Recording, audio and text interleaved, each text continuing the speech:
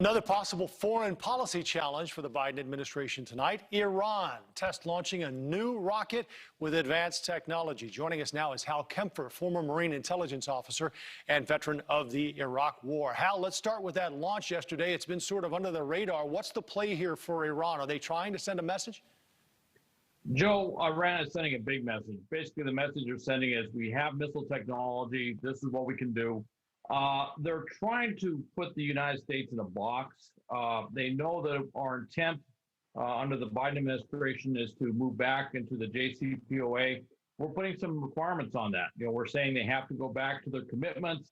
They have to get back to where they were before. And we haven't completely said we won't talk about missiles. And that's a big change from where we were, say, 4 years ago. Yeah, so those missiles are important because they are of interest certainly to a number of neighboring countries, and also North Korea is involved in this.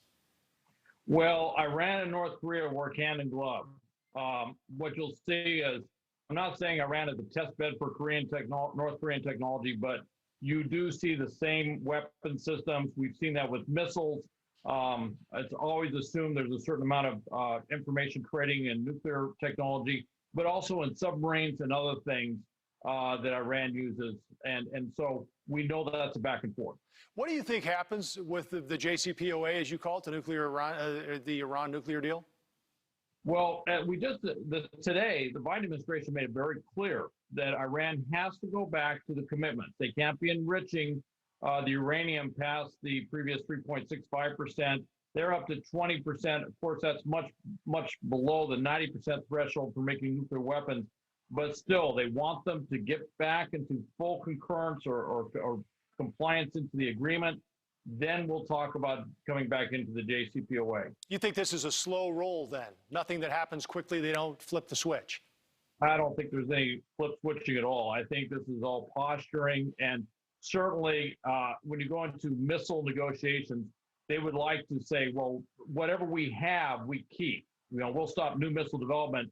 And they may be pushing the envelope just to get this one launched with the idea that they'll be able to keep this one and keep improving it without that falling under some new agreement. Hal, let's shift to Russia for a minute. You think the situation there with Alexei Navalny is big, unlike anything you say you've seen there? I have not seen anything recently. Joe, when I look at what's going on right now, I literally am looking back to 1991. Navalny has kind of become a charismatic figure, a central figure in the way that Boris Yeltsin did at the last days of the Soviet Union. And frankly, I don't see where Putin has an upside on this. Keeping him in prison is going to keep the tensions high. Releasing him from prison could spin things out of control politically across the country.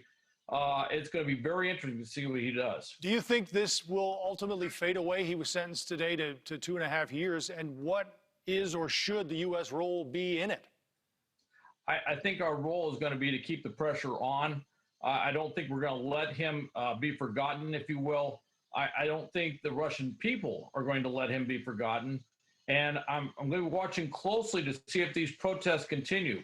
Protesters went out there in places that they don't normally protest. And they went out there in the middle of winter. In some places protesting where it's 20 degrees below zero. That shows commitment.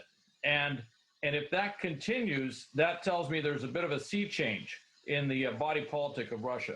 We'll continue to watch it. Hal Kempfer, former Marine intelligence officer, thank you for your time tonight. Thank you, Joe.